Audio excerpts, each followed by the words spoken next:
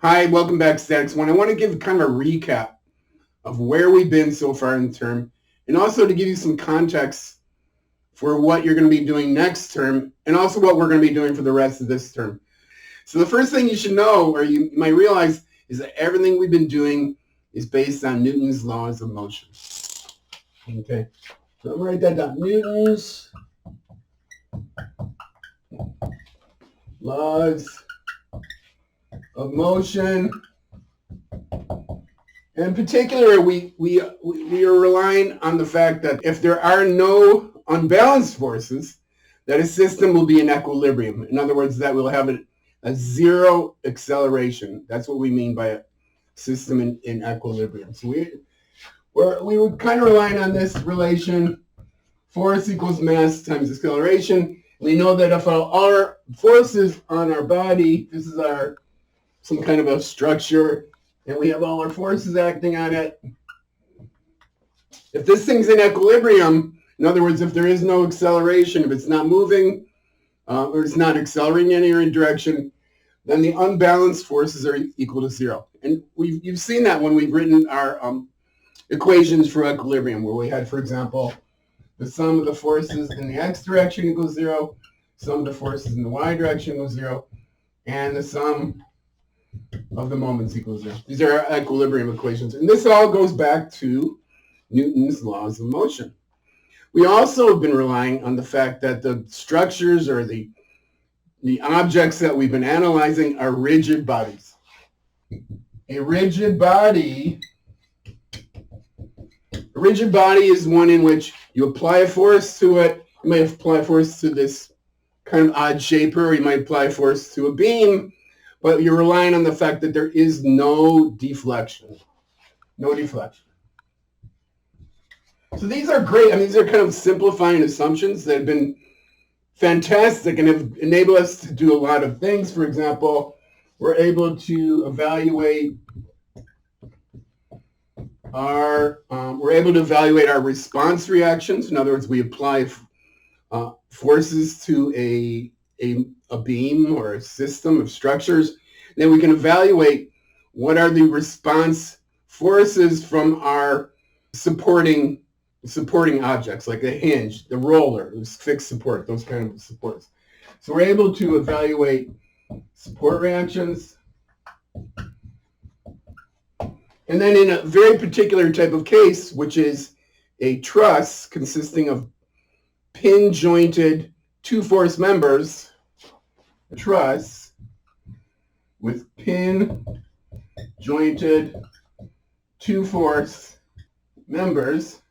So they're jointed, they're at their endpoints, there are pin joints, so there's no moment applied, and they're two-force members. So all the forces are at the endpoints of our members.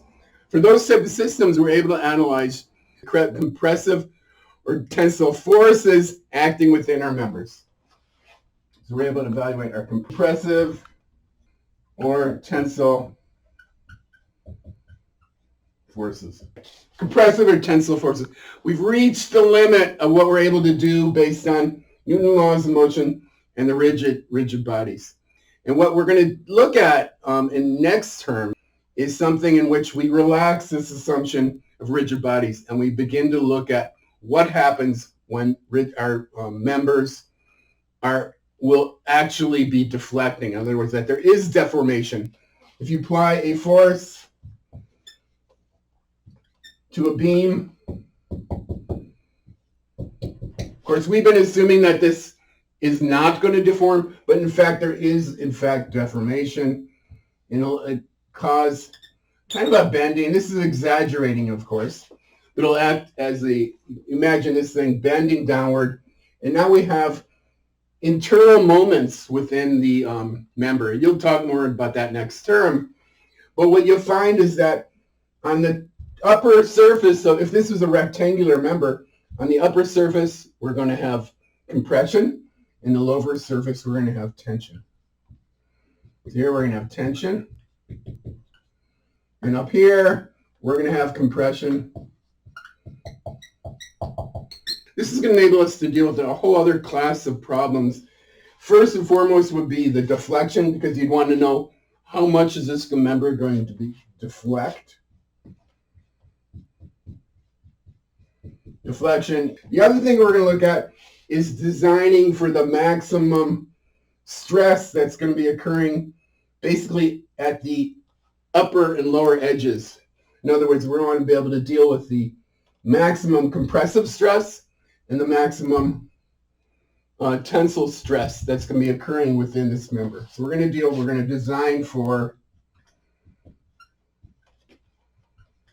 max stresses. Okay. And in order to do that, you need to know that it is in fact deforming. If we assume it's a rigid body, we're never going to have a chance of understanding or analyzing for what these maximum stresses are. All right, now I do want to introduce one term that we've seen before is centroid, but second of all, what's called the moment of inertia. And we'll talk about what those are. We're actually going to spend about 2 weeks talking just about what is a centroid and moment inertia, how you evaluate them, and then how you evaluate them for what we call composite bodies, which might be, we'll talk about that later over the next week or two. So I'm going to erase the board. I'm going to introduce the notion of centroid and moment inertia and explain to you why those are of consequence in understanding these things, deflection, and designing for the maximum stress. All right, so what I want to talk about now is a concept that we're going to need to introduce to deal with this, with the evaluation of the deformation and deflection of beams or other members. And the interesting thing is that it goes back to something that you likely learned in physics, which is Hooke's law. And who knew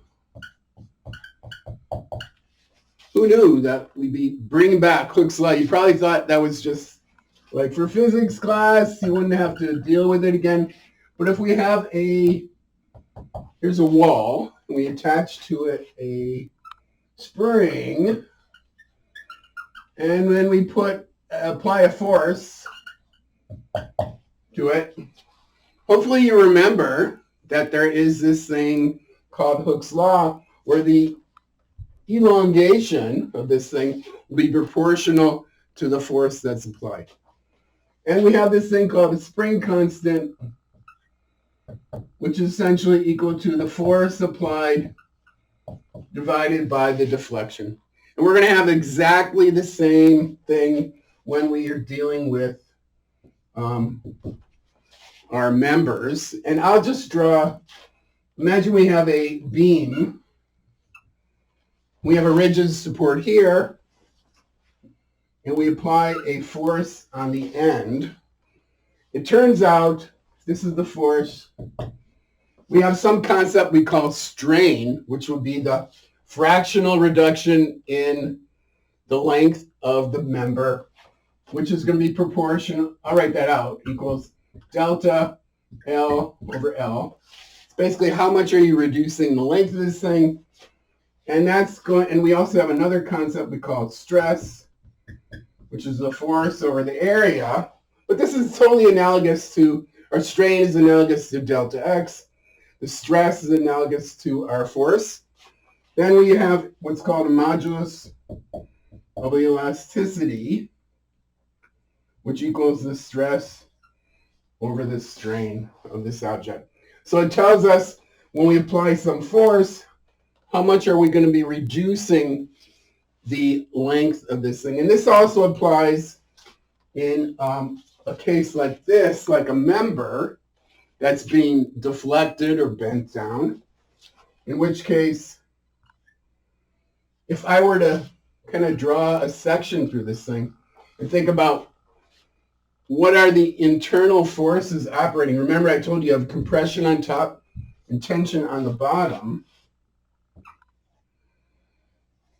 And so I'm going to put, in this case, I'm going to put force over here, or it could be stress. When we do that, it's actually more accurately, we have stress over here, where we have compressive strength we'll call positive, tensile stress we'll say is negative.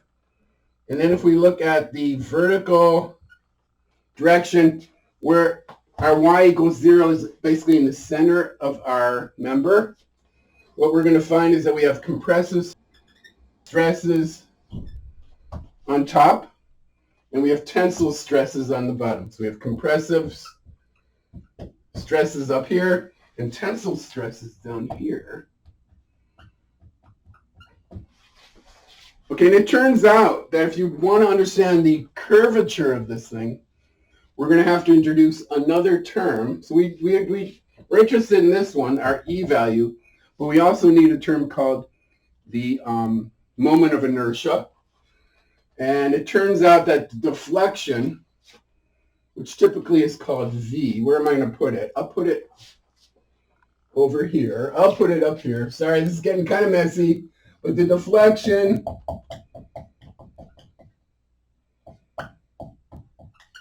of our member that we're applying a force to, which I'll call V, is going to be proportional to 1 over our moment of inertia about the x-axis, where this is defined as an integral of y squared dy dx. Okay, this is our moment of inertia.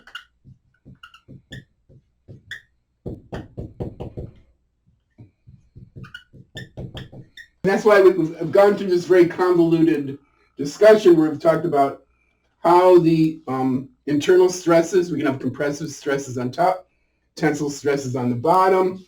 We have our Hooke's law, and based on both our Hooke's law and this relationship, we find that the deflection is inversely proportional to this moment of inertia, and the moment of inertia is this integral y squared dy dx across the face of our beam. So if we took a cross section through the beam, we'd evaluate, if this was like a rectangular beam, this is our cross section, we would evaluate this, here's x and y, we'd evaluate the moment of inertia, and that would help us in understanding the deflection. Okay, so that's where we're going this term. Hopefully this helps provide some context. And the next thing we're going to do is talk about the evaluation of the centroid and moment of inertia throughout the next portion of the term. And it all relates back to this understanding of the deflection of beams. And you're going to have to understand how to evaluate these things for when you actually go and do these kind of analyses next term in statics 2, which is why we end our term with this discussion with these concepts of centroid and moment of inertia. If you have any questions, please send those to me and we'll bring them to class. And I'll see you in our next class tape.